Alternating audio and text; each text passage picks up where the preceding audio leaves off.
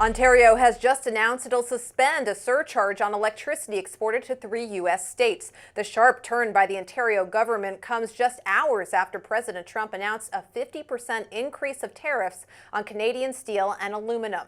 Trump took to Truth Social today to announce the move, also suggesting, quote, "We'll just get it all back April 2nd. Ontario Premier Doug Ford will be in Washington Thursday to meet with Trump's Commerce Secretary Howard Lutnick amid the tariff tussle. Joining me now is the Hill's national political reporter Julia Manchester to discuss the latest impacts of the tariffs. Julia, thanks so much for joining us. I want to run some numbers first by you. Nearly a quarter of imported steel, 23%, comes from Canada. More than half of imported aluminum comes from Canada, 58%. That's going to impact prices on everything from cars to construction materials to electronics. And Trump says he's not done, hinting at more tariffs next month. What can we expect in April? Look, it's unclear. I mean, we could expect, a lot of economic consequences for this potentially, according to a number of economists. And polling seems to show that Americans are noticing this and seem to be wary of President Trump's, moves on tariffs, but also the economy under him. There was an Emerson College national poll that was released earlier today, marking President Trump's first 50 days in office, that showed 48% of Americans said they disapproved of his handling of the economy, while I believe 37% or so said they approved of his handling of the economy. So, tariffs could very well increase prices for consumers back here in the United States, something that President Trump very much campaigned on, during the campaign, lowering prices, lowering inflation. So this trade war that President Trump seems to be escalating with Canada could have some consequences. Now, at the same time, President Trump and his allies would say that this is all a part of the negotiation and negotiating tactic to get Canada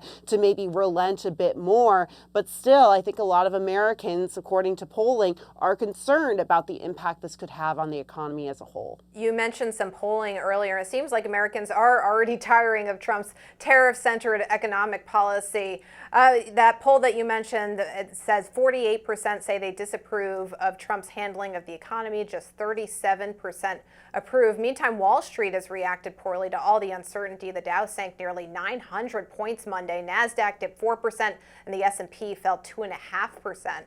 Just today, the Dow lost another 600 points. What kind of impact do you expect this to have on Trump's strategy going forward? I mean, look, like I said before, this could have a major impact on prices for consumers in the United States. And, President Trump campaigned heavily on that issue, on lowering inflation, strengthening the economy, less pain in, Americans' pocketbooks. So going forward, this is going to be difficult for Trump. He's going to have to try to justify these tariffs and try to justify what could lead to an increase in consumer prices here in the United States. Shifting gears for just a moment, U.S. and Ukrainian officials are in Saudi Arabia today to discuss a ceasefire. It comes just hours after Ukraine launched a massive drone attack on Moscow, targeting oil refineries, killing at least 3 people. What can we expect to come out of the negotiations this week? Well, there's a big question as to, whether we see that Ukrainian minerals deal signed. We know that that deal was initially supposed to be signed at the White House a few weeks ago, but then, of course, there was that infamous blowout in the Oval Office between President Trump, Vice President Vance, and Ukrainian President Vladimir Zelensky. So, we could see that happen. However, both sides are saying, not making any promises there. But, it depends. Is Ukraine willing to come to the negotiating table when Russia is present? I'm curious to see whether we see the Trump administration, make any moves or progress on that part. But I am curious to see whether there will be some sort of Ukraine-U.S. deal made later on this week. Back here on the home front, trouble seems to be brewing between Trump advisor Elon Musk and members of Congress. Arizona Democratic Senator Mark Kelly slamming the billionaire for calling him a traitor. Kelly compared his record as a naval officer and astronaut to Musk's, saying the only oath that Musk has sworn is one to his checking account. Vermont Senator Bernie Sanders later joined in, saying the country is sick and tired of Musk. Is Senator Sanders onto something, or is it just Democrats in Congress that are tiring of Musk? Well, there's polling that suggests that, Elon Musk does have a lower approval rating and it continues to plummet. So I think there is, or drop. So I think there is skepticism about, Elon Musk being out front and center. It's been interesting to see Democrats and a lot of, early 2026 campaign ads invoke Elon Musk. sort of as this boogeyman, this target to attack the Trump administration. Remember, Elon Musk is unelected. He is an advisor to President Trump. And of course, there's the argument that, look, Elon Musk was on the campaign trail with President Trump. He was, the American people knew what they were voting for when they voted for Trump. But it is easy for Democrats to point to him and say this is an unelected person who has so much influence over President Trump, his strategy. And it's just interesting to see his comment, calling Mark Kelly a traitor. Mark Kelly is a former Navy pilot, former astronaut. He has served his country. So that is certainly being thrown back in Elon Musk's face throughout this feud.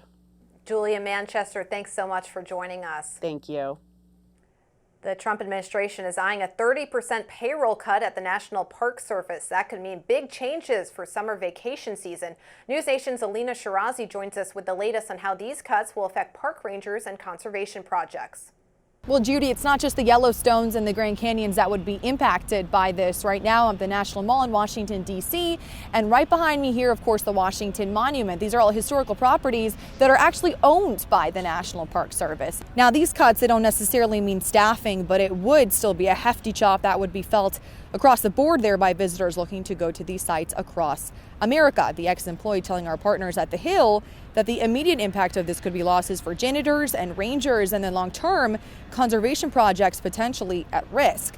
Managers were reportedly not given specific instructions on who and how to cut. People speaking about protecting the parks during protests happening earlier in the month at some national parks. Employees and visitors voicing concerns over these potential cuts. Here's an interview from a tour guide in California talking about how the parks could be impacted, as well as the changes that visitors could see. I am here because I have seen intimately what happens when the rangers are not here. I lived here, I did tours through here during COVID, and I saw trash on the streets, feces on the roads, people parking willy-nilly everywhere. It was bad. And what we lose when we lose the rangers is we lose our ability to maintain this park. And the National Park Service reportedly has over 20,000 employees that could be impacted by these cuts moving forward. Judy? NewsNation's Elina Shirazi, thank you.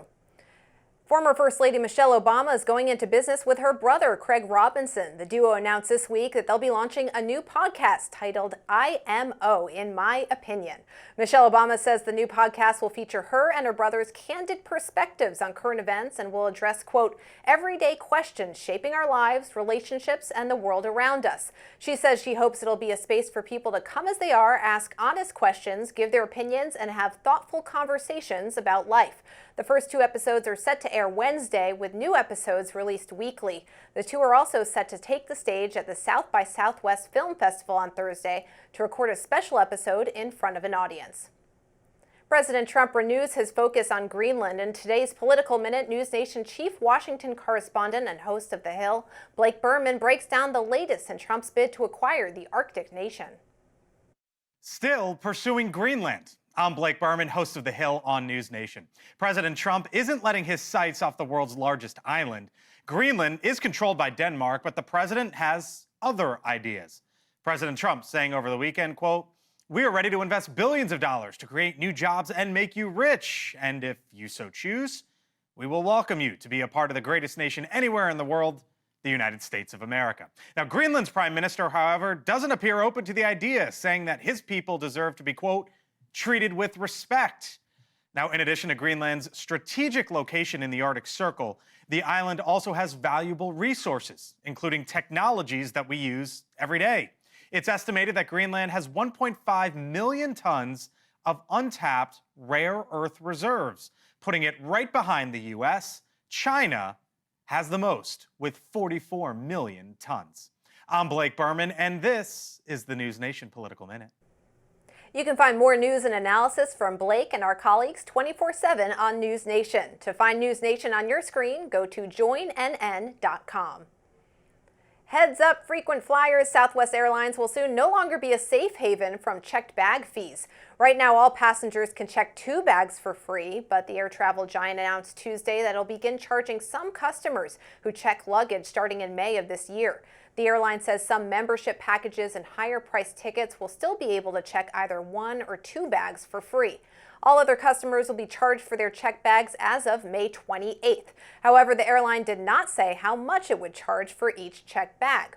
To find out if you're eligible for those checked bag deals, just go to thehill.com and click on the Business tab. That's today's Daily Debrief. I'm Judy Kurtz. Be sure to like, share, and subscribe to The Hill's YouTube channel. And come back here soon for the intersection between politics and policy.